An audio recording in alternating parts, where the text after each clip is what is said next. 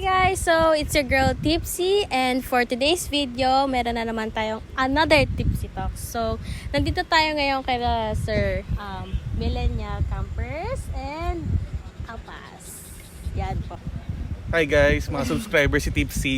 Kami pala si Millennial Campers, Brendan and Lalaine. Pa-subscribe na lang din po sa amin. Thank you. Yan, Alpas PH Ralph, tas si Jillian, fiancé ko. Tofi. Si Tofi! Yan, Tofi! Yan. Sa mga subscribers din. Hello, Yes, welcome po. So guys, parang casual talk lang naman po tayo. Parang magtutropa lang po. So, sila ma'am at Sir Alpas muna. So, when do you start vlogging po? Nag-start kasi kami sa Instagram Reels lang November last year. Sa Mapanwepe. Mga shorts lang po. And then nag-full vlog kami. Sa Camp Kawa. That was February lang this Ay, February pa. Kayo po, sir? Same din, February of this year kami nag-start Apo. mag-vlogging. Sa Kaliraya. Sa Kaliraya, no? Wow. Then, yung binagyo kami ng malala. Ay! Mm. Oh, yun pala yun. Kasi nabanggit din sa akin nila Josh. Sobrang basic din ang gamit namin doon. Yeah. Bakit naisip niyo po mag-camping vlog? Kumbaga parang bakit niyo po na ituloy? Or sino po yung inspo? Ano yung inspo?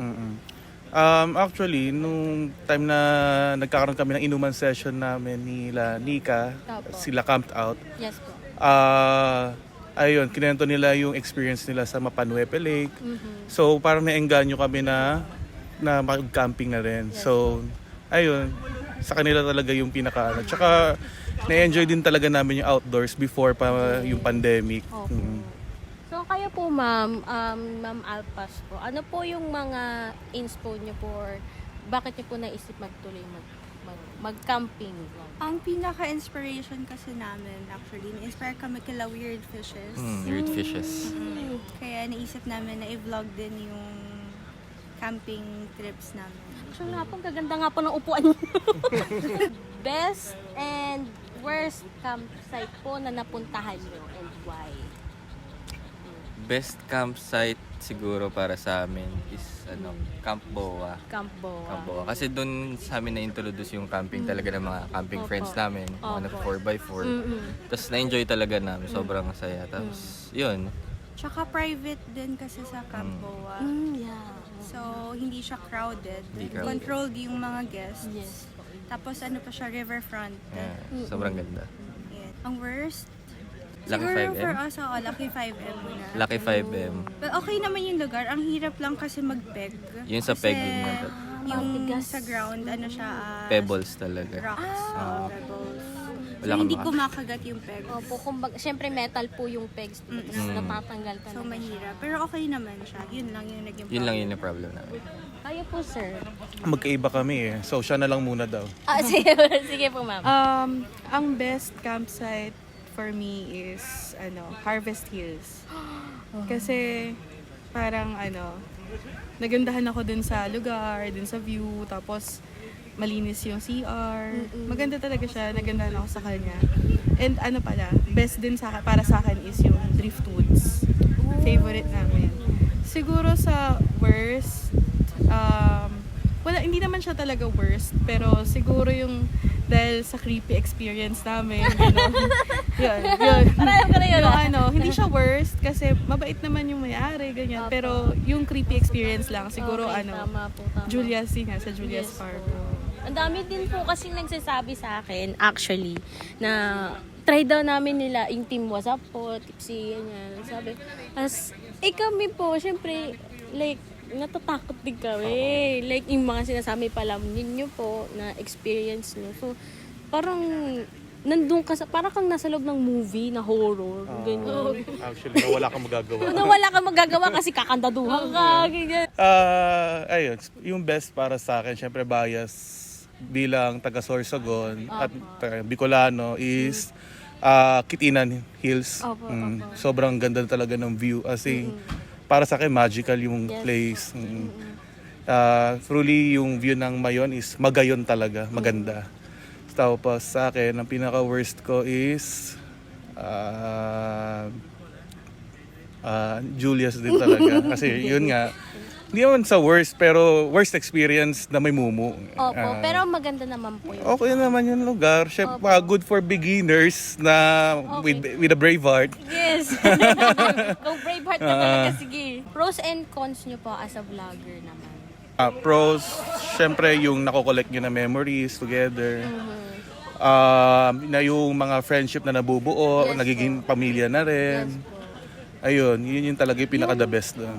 Yung con siguro, pag nagsistart ka pa lang na vlogger, ganun. Dati kasi parang na ano ko lang yung mga sinasabi nila, yung mga basher, ganun. Yeah. Oo, nakikita ko, sabi ko, parang yung mga iba na-affect sila, ganun. Siguro, kung yun nga, as bago pa lang na vlogger, medyo masakit pa makabasa ng mga yung mga bash, ganyan. Pero, habang tumatagal ka rin pala is, parang, huwag mo nalang Wala ka basahin. na. Oo, ganun. Na, pag may mga nagko-comment naman po sa inyo na parang negative naman. Meron din, may mga mangilan-ngilan, pero mostly talaga yung mga nakaka-appreciate din nung ano namin. Ang mas maganda naman po doon is tignan nyo na lang po yung mga mas na-appreciate Oo, yung Yes. positive na vlog lang. nyo kasi pakialam ba natin sa mga negative na yan. Gusto wholesome lang tayo dito, no? Kasi kami din naman, nag-start kami, humble lang talaga na from Lazada 10, tapos konting-konting upgrade, simula nung malalaman mo rin kasi yung mga kakailanganin mo, kada camp mo, kaya panibagong budo na naman every camp. Every camping. O kayo naman po, ma'am. Ano po yung pros and cons mo as a vlogger? Siguro ang una sa cons muna. Sige, Hindi kasi madali mag-vlog. totoo po yan. So, siya, extra work talaga siya sa camping. Kapag ka nagka-camp ka, di ba, usually gusto mo mag-relax lang. Yeah. Pero, syempre, kung mag-vlog ka, kailangan iisipin mo talaga yung shots, yung mga ganung Opo, yung mga bagay. angle. So, siya, extra effort. Yeah. And, tapos, ang pros naman, And so, to add dun sa cons din, so kunyari overnight lang. So kailangan pa mag-vlog, may ipit talaga yung oras mo na makukulangan ka. Opo, tama. Kaya usually 3 days, 2 nights para at least yung next day, dun kami nagre-relax lang, walang vlog or what. Kumbaga, isang day po, ilalaan nyo for vlogging. Parang ganun. Yeah. Parang mahaba pa rin yung time. Sa Tama pros. Sa pros. sa pros, I think, yung pag-vlog na kasi yung naging creative release namin. Yes. So, doon namin na showcase yung creativity, yung Yes, ideas, yung mga ganun. Ikaw? Ano din, pros is parang na-introduce din yung mga ibang audience to camping. Kasi may mga nakikita kaming nagko-comment na parang nakaka-inspire daw, ganyan. Magsisimula na din sila sa camping, ganun, natutuwa. Ayun, in a way na parang nakakatulong din kami to promote camping. As beginners na campers, kumbaga, nag-showcase tayo kung ano yung na-experience natin. Kasi may mga times din po kasi na, limbawa, kaya daw tayo nag-showcase is nagamayabang tayo, ang ganda ng gamit natin. Ang gaganda ng gamit natin. So, hindi ba pwedeng, Diyos ko, Lazada lang naman yan. Magaling lang naman kami mamili. Hindi kami nang iinggit or nang lulo ng tao. Magaling lang tayo Para mamili. naman para sa comfort natin. Kaya tayo bumibili, para comfortable tayo sa camping. Hindi lang naman na sabihin, ang dami naman pera, ganyan. Actually, nakakuha kami ng comments before na parang ang OA daw, parang dinala na namin buong bahay. Oo. Parang ganun. Parang Ganun. Actually, harapan pa ngayon sa amin, nakasabay namin sa 3 Foods mag-camp. Uy, parang dinala nila yung bahay nila. Pinarinig talaga sa amin. Sabi sa amin, no? Oh my gosh! Sana sa bahay na lang sila. Hindi na sila Pero natatawa na lang ako pag ganun. Oo, ikaw kaya magdala ka ng kalan dito. Pero kasi- Literal na kalan, tsaka gas. Oo, ikaw kaya magdala nun. To each his own kasi. So kung okay na kayo dyan, okay. Oo, pero kung kami mas komportable kami sa ganitong mga bagay, di Tsaka ba? para hindi din kayo nahihirapan, Yes. diba? O kayo may nauupuan, may nalulutuan. Paano nyo naman po na ma-manage yung work tsaka yung pagkakampi? Siyempre mag-edit po, ganyan. Kami para sa amin kasi talaga yung work talaga yung pinaka-priority namin eh. Bilang nag-start pa lang din naman kami ng vlog, di kami malaki para mag-quit sa day job namin. Opo. Ayun, so minsan kapag may mga few hours lang in a day na may time para mag-edit, ayun, dun ko ilalaan. Pero for the past 2 weeks ata, sobrang busy ko sa work. So Ang dami kong pending, sorry guys. Sa mga solid subscriber dyan. So, ayan. Yun naman. So, pag weekend, syempre, madalas may camp. Opo. Ayun. So, minsan naisip ko na rin na mag-edit na rin ako habang nasa camping. Para lang talaga ma-maximize yung oras. Ayun. Pero di pa rin nagagawa. Hindi pa rin Kayo magawa. po, ma'am. Sa amin, ano lang, kung sa extra time talaga yung pag-edit. Kasi siya naman, yung work niya is Night work shift. from home Work ka. from home. So, nasa bahay lang din. And ako kasi, since business lang, so medyo hawak ko yung time ko Opo. para makapag-edit. Yeah. Tsaka usually, dati kasi ang camp lang namin at least once a month lang. Para may, alam mo May yun? leeway. Oh, may leeway lang po. Ngayon para sunod-sunod. Ngayon parang tuloy-tuloy na. Tuloy-tuloy. Okay Kasi naman. possible naman na makapag-work Oh, from yun, isa pa camp. yun. Opo. Kapag may campsite na may wifi tulad nito, yun. Possible Minsan ang dinadala work. namin yung work. Parang maganda Ay, din from po yun eh, no? Dito ka mag-edit. Pwede rin. Pwede naman, kung patay na oras lang, diba? How do you handle bad comments? Of course, meron tayong lahat. Bad comments po. How do you handle bad comments? Sa amin kasi, mas emotional sa amin siya. So, Ah. parang ako yung pumipigil na, hindi, wag na lang natin pansinin, sabi kong ganun. Ako kasi medyo, Tigas. medyo mas tigas na ako. So parang sabi ko, wag na lang natin pansinin, ganyan. Masasanay din tayo. Ganun. Ako naman, para sa akin, minsan nagrarant ako sa namin, comfort zone namin na GC. Sabi ko, grabe naman ito magano, ganyan. Pero, minsan iniisip ko na rin na, tama din naman. Kasi there's one video na parang hindi ko masyadong napakita yung buong lugar. Parang nag-focus ako sa dito sa setup namin, sa sa pagkain. pagluto, ganyan. Ayun. So, nabash kami sa pagkain. So, sabi ko tama nga din naman, hindi ko na videoan yung buong lugar. So, I'll take it as positive feedback na lang din Opo. para ma-improve ko yung susunod Maganda namin. naman po yun. Pero, all of us Oo. have Tao lang din naman tayo. needs improvement naman talaga. Tao lang May mga din. pagkukulang din tayo. Ay, hindi ko pala napicturean yung pagkain. Yes. Ay, may nakalimutan pala akong dalhin. Mga ganun po. Kayo po, ma'am. Ayun, parang same sa sinabi ni Sir Brendan na take it as parang constructive siya. Criticism. Oo. Criticism. Parang gagawin mo siyang basis para how mo siya i-improve yung next na video mo. Yes. Parang ganun. Pero yung iba kasi, medyo, yung may ma-comment lang, ganun. Pag mga ganun, parang tatawanan mo na lang. May ba comment? Wala ka naman din magagawa. Sarilihin yun. Oo, parang di na lang nila, damdamin nyo na lang sa in your own. Hindi yung magko-comment pa kayo ng mema lang. Mga ganun. Hindi mo talaga may Pero iwasan. okay lang sa amin yung ganun. Oo, okay Parang it's part of of vlogging. Na may makukuha kang ganun content. Iniisip ata nila sa atin, magagandling tayo mag-edit din.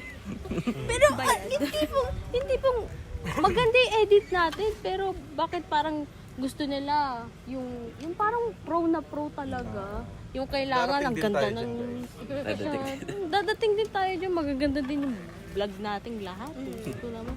Lahat naman tayo may improve. Gusto perfect agad. Ganun. Oo, yun, exactly yun yung word. Gusto nila laging perfect.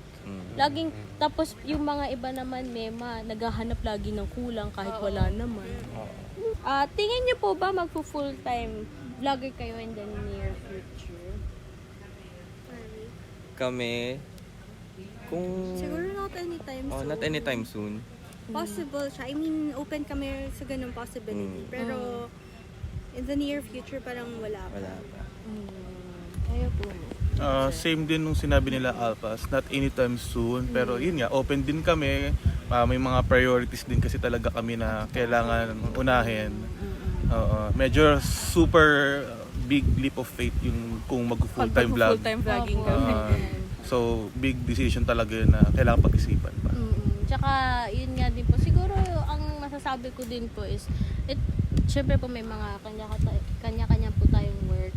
And ang maganda po dun is, itong camping, parang doon natin nare-release yung mga stress natin. And dun din sa pag-e-edit as As always. So, ano po, gusto ko po dito sa tanong na to is isa-isa. Or baka po, meron kayong pares talaga. Favorite vlogger niyo po?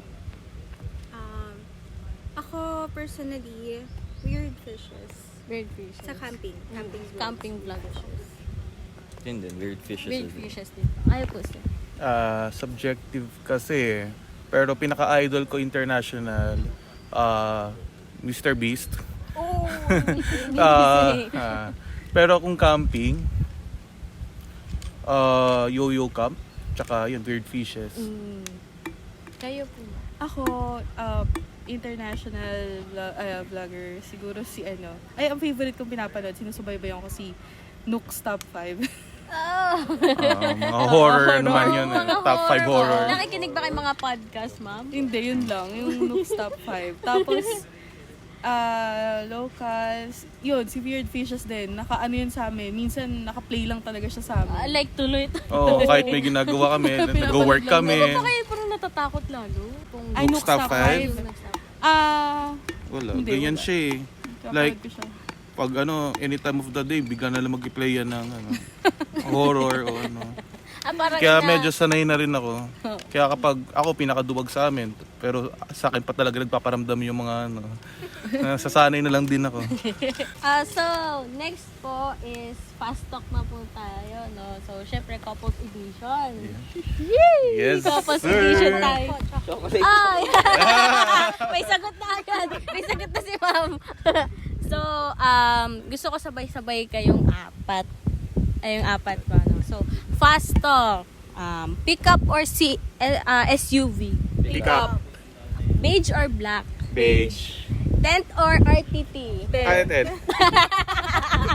Bundok o beachfront? Bundok.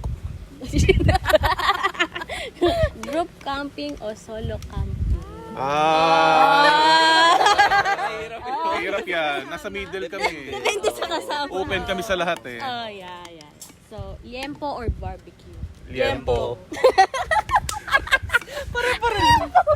Cold or hot? Cold. Oh, cold or hot. Lights on, lights off. Lights on. Duwag ako eh. Ano ba pinag-usapan natin dito? Pag matutulog sa Pag camping. matutulog sa camping. Lights on. Lights on. Oh, ito na. Sex or chocolate? Chocolate. Oh my God, Chocolate guys. habang Habang ano? Uy, husam. habang nanonood. Habang nanonood, chocolate. So, ayan guys, I'm super honored na dati nalalike ko lang yung page nila.